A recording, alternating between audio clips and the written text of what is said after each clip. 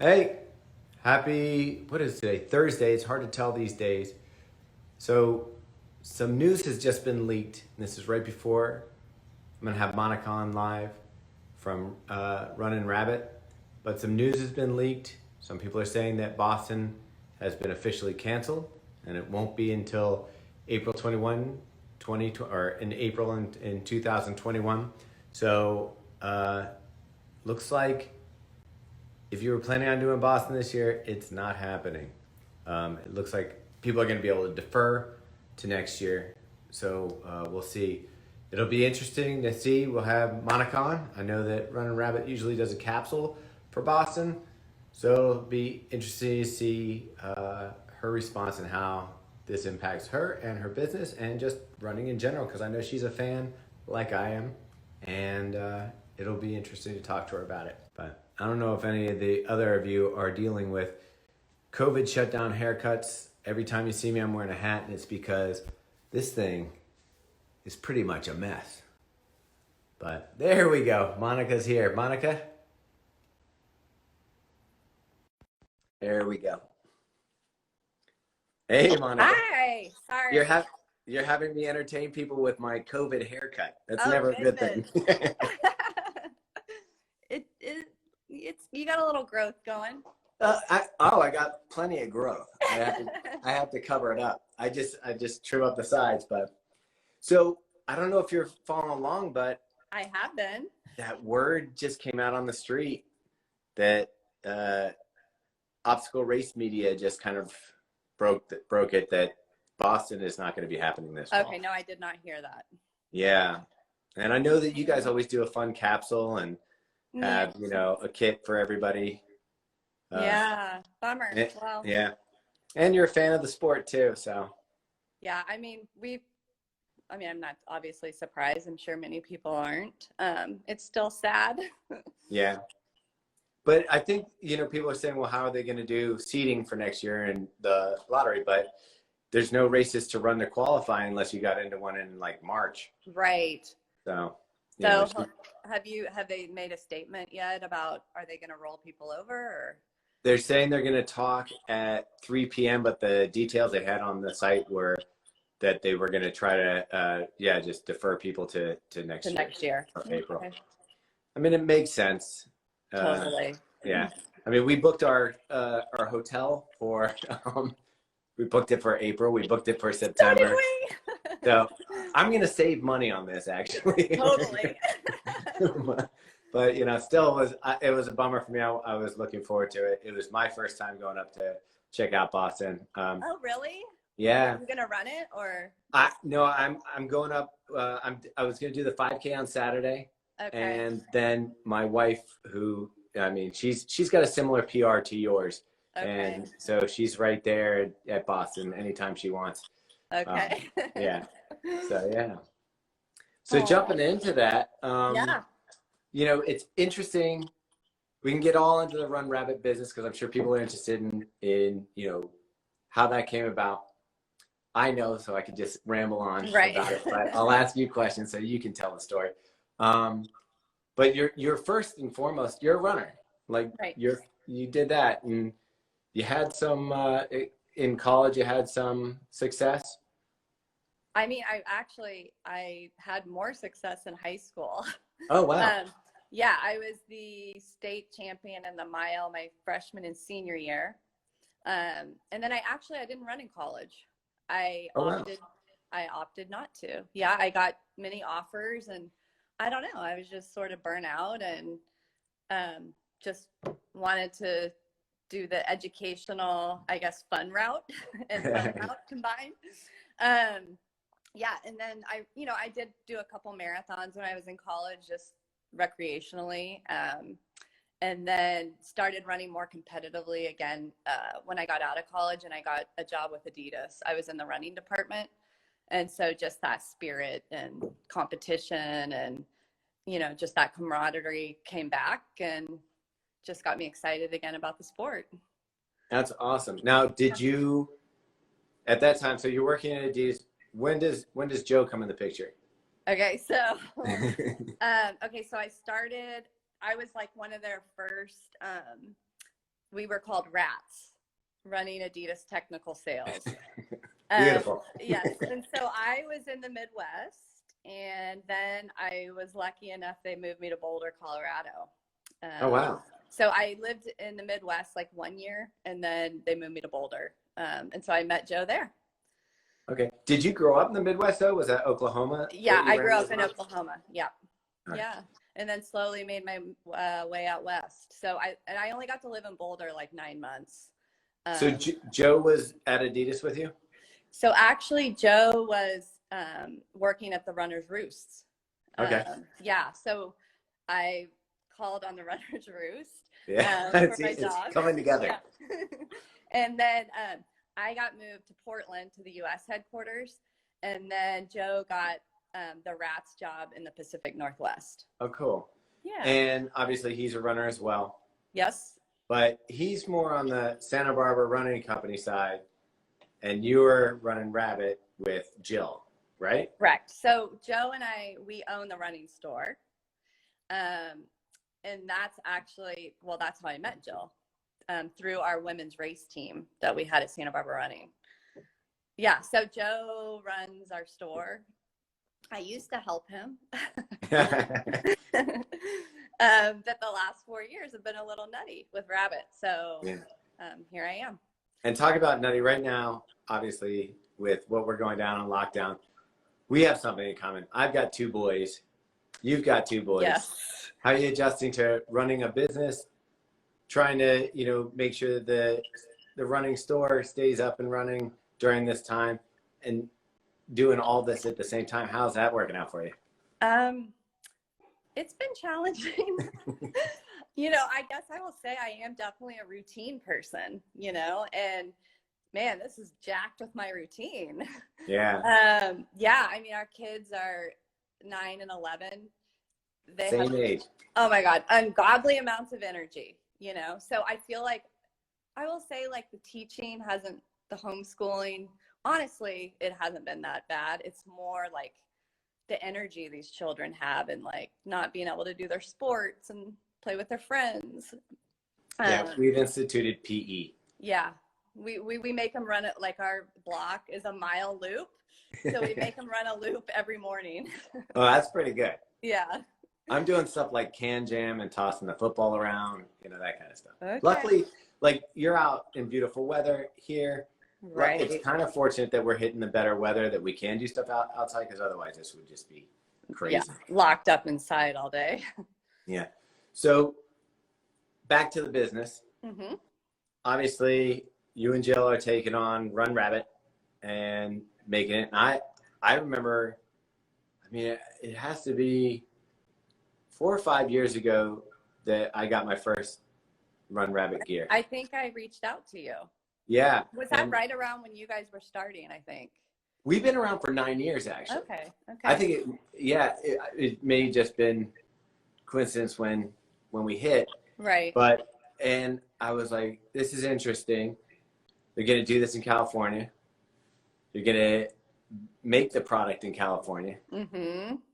These are all, you're not choosing the easy road. Right. On any of this. What was it about, like, what was lacking in the market that, obviously you have a shoe store, you've worked for Adidas, you've worked for other companies, Mm-hmm. you've seen all the product. What was missing for you that you were like, I can do this better? I think, obviously product is always king, right? I think it was just like simple solutions. It wasn't like totally revolutionizing anything, honestly. It was Jill came to me frustrated as a competitive runner with options available to her. I was also frustrated as a runner, but also frustrated as options available as a running store owner. Yeah. Our only options were clothing from the footwear brands. And it's kind of like people want to buy footwear from footwear brands, consumers want to buy apparel from apparel brands. And then also it was this sense of community. It's the product is like the means to build the community, is really kind of how we look at it. Yeah, so it was just like, for us, it was obviously stuff that fits really well, that feels really comfortable, that isn't over designed. We like to say it's everything you need, nothing you don't. My wife's favorite short across any company is the hopper.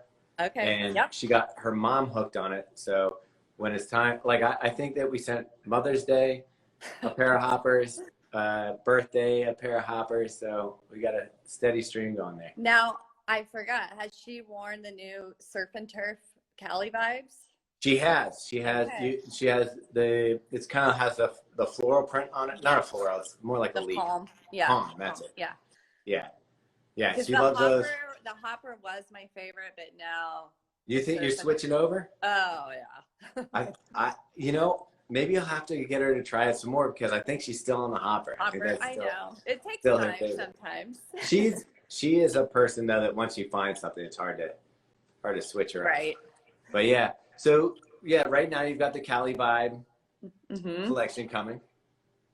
Yeah. Obviously, it fits with your brand since you're from California. Right. It's made in California, so it probably wasn't a big leap for you.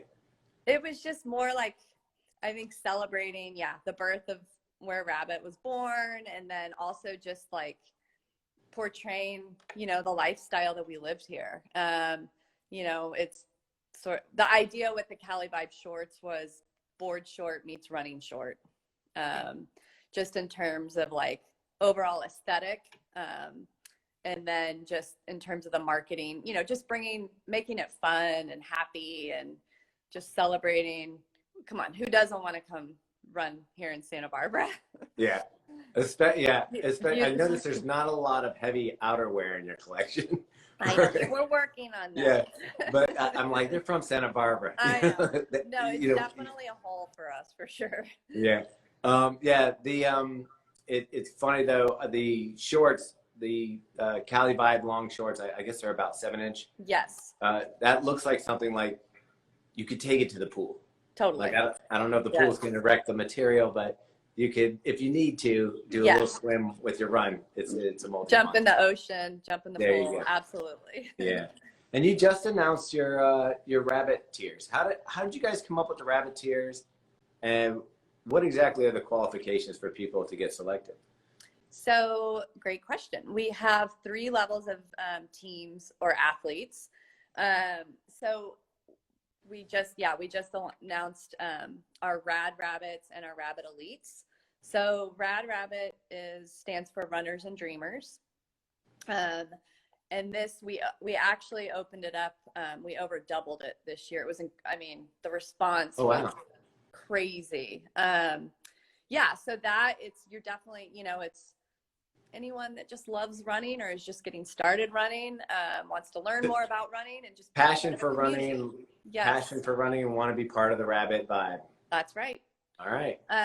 So we don't call them ambassadors because it is a team. So you pay a team membership, just like you would pay your club dues at your local running club. And then the next level is elite. We skipping past that a little quick. Yes. They pay the dues, but there's got to be benefits. Yeah. Oh yeah, sorry. So you get the team uniform. Sorry, you get the singlet, you get a hat, you get a backpack. This year we're doing Gooder sunglasses. So you get a pretty sweet kit. And then, you're part of the community. You obviously get perks throughout the year. We do, this year we have a lot of fun things planned, especially with there probably not being very many races being held. So just keeping people engaged and excited and positive about the sport and the brand. That's awesome. And then we move up to the elite. I thought there was 3 tiers. Yeah, there's Rad, Elite, and Pro. Okay, yeah. So then the Elite is our middle tier. So it's like, those athletes that are, hopeful to be on their way to being a pro. So we have a elite trail team, and then we have just the elite, which is more road competitors. And their perks are different. They're not paying. And then we have the pro team, which those are under contract with us. Awesome. Yeah. Yeah. And so the trail thing is kind of new, right? We started the elite trail team. Oh my God, this is our 3rd year. Okay, 3rd year. All right. Yeah. Yeah. Now, you've run some trail runs, including the Vermont 100, the Javelina 100, or can't even pronounce it. But you've started a business. Mm-hmm. You've raised boys. Mm-hmm. You've run 100 milers, and you run a sub 3 hour, 257 or so marathon. Our homework. Which one's the hardest? Oh. See, the thing is, when I ran the sub 3 marathon, it was a lot younger. So, I mean, I couldn't do that right now. There is that's like, honestly, that's why I switched to trails. I'm just too competitive, and I'm not going to get faster on the road at this point in my life. Yeah. So at least with the trails, it's all, there's different courses, elevation, technicalities that affect the time, So yes, you can technically have a 50K PR or a 100-miler PR, but it really depends on the course. I always say it's like so hard. Like, you can never judge somebody's 50-miler unless you're in that 50-miler with them. Totally. Because the variables are so crazy. I mistakenly ran the North Face 50-miler in California. Okay. Yes. And when I say mistakenly, it's because I really didn't train for it. I was like, I'm training for marathons. I've got my mileage up. I'll just do some extra long runs. Right. I was nowhere near prepared for the rolling Marin hills. Yeah. It's and a the different Vermont, beast. Yeah, the Vermont's considered a pretty tough 100-miler, isn't it? Yeah. I mean, it's like 16,000, Bert. It's a lot. Yeah. Yeah. I did Rocky Raccoon. Actually, I was very fortunate to be able to do a race this year. Oh, you did get that up? Is that January? Yeah. Or was it? I think it was February 1st. Okay. Yeah. So I did that, and I'm thinking, oh, flat, whatever. I mean, it was tough. That's the one that I've been told if I want to try a 100-miler to maybe do that, just because they said that it's not technically like really hard, but it's 100 miles, so it's going to hurt no matter what. See, I don't know. Like, it's tough because I feel like for your first one, a looped course is a mental bitch. I mean, that is like, because that is one of the huge, yes, obviously you have to train, but honestly, it's the mind over matter thing. And I just feel like in a looped 100-miler, that can just crush you more than like running. I don't know. Well, it's kind of like being on a treadmill where you can get off. Yes. So sometimes it's hard to stay on. So I would assume that the loops, it's like I'm going back out again. Yeah. And you're like, yeah, I could just stay here and be done. So you're out there obviously for a long time. I'm guessing at least 24 hours, right? Mm-hmm. Okay. I've done, let's see, well, yeah, but actually Vermont was my fastest. I did 22. Wow. Yeah. Oh, wow. That's awesome. You're out there in rabbit gear, I'm guessing. Yeah, of course. Yes. Have you ever been out there and realized you needed to make a change to a garment when you got back from the 100-mile? Like, I'm going to fix this when I get back, or has it been tested well? Actually, it's funny, like at Javelina one year, I wore a pair of shorts. That was like the wear test. Oh, wow. Joe, the same thing, our FKT 3-inch, the wear test was the 100-miler. Oh, wow. Yeah. I don't think so. I mean, it hasn't been anything major that I could recall. But that's good news. Tests are the races. So obviously you partner with some other brands out in California, Gooder being one of them. Mm-hmm. Are there other brands that seem to fit your vibe and tie into what you're trying to do? Oh gosh. I mean, what I just think is exciting is just seeing all these cool new young brands popping up in the space. I mean, when I started in this industry, I mean, it didn't happen.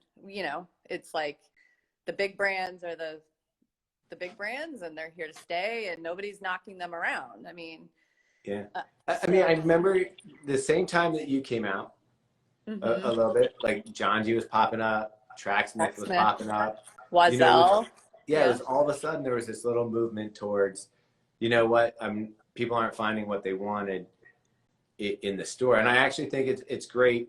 You know, I love both Tracksmith and Rabbit for totally different reasons. You have a totally different vibe. Right. It's not like you can't own both. You can't, Right. go for that. But, and it is interesting because before that you went in and it had a pair of Brooks shorts, a rack of Brooks shorts Right. with a rack of Nike, in there. And that was your choice. And it was usually Right. for guys, black short or navy Yep. short, Or gray. Yeah, or gray, a lot of gray. Yeah. But and it's fun to look back at the pictures, but it is interesting. Now, something unique about what you guys are doing is this is a women's run company, Yeah, that's correct. and the culture. Obviously, you mentioned Wazell. That's another company that came about out of that.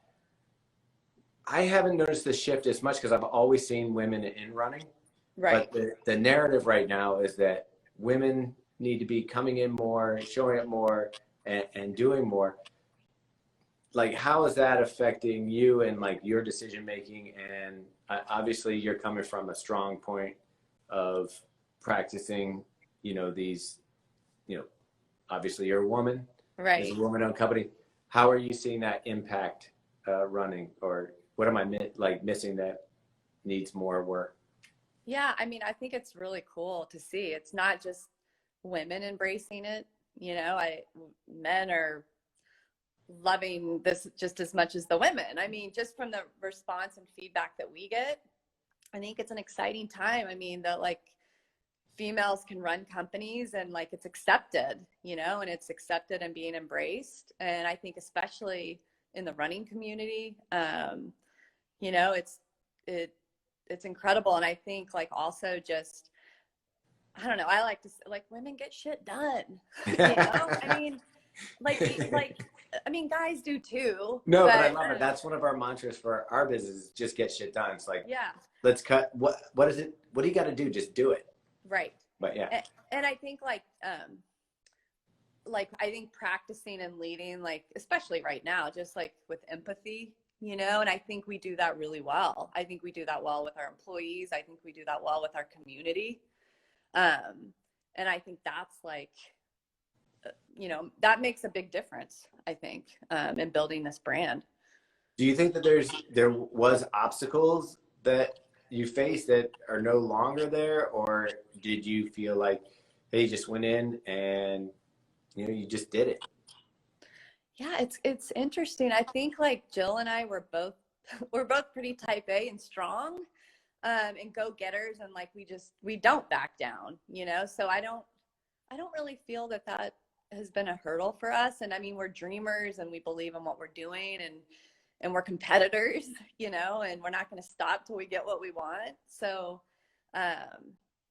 yeah, I don't know. I think I feel like the community and the industry have embraced us. I mean, I would say more than like from a female from females leading the company, it was more like the state of where running apparel was our hurdle. And more especially like on the wholesale side of the business, it was like, oh man, I can't sell apparel in my store. Well, yeah, you can't sell apparel in your store because you don't have good apparel. Right. Look at them gray shorts. Yeah. So that I would say was in the beginning probably our biggest obstacle, in convincing. And you have a lot of retail partners, which I don't see. Maybe it's just in my region. I don't see Wazell. I don't see, obviously Tracksmith has a direct to consumer approach. Right. You rely. I don't know how heavy because I don't know your business plan, but I know that I see you at Trey. I see you, in stores. Right. The component of that is the way you're going, and I'm guessing that's because you run a local store and know about the community aspect, but I don't want to put words in your mouth. Yeah, no, and I think like honestly, running stores to me, they're the hub of the running community in your town, and like I feel like that's like where the culture breeds first. And I mean, why wouldn't we want to be there, you know? Yeah.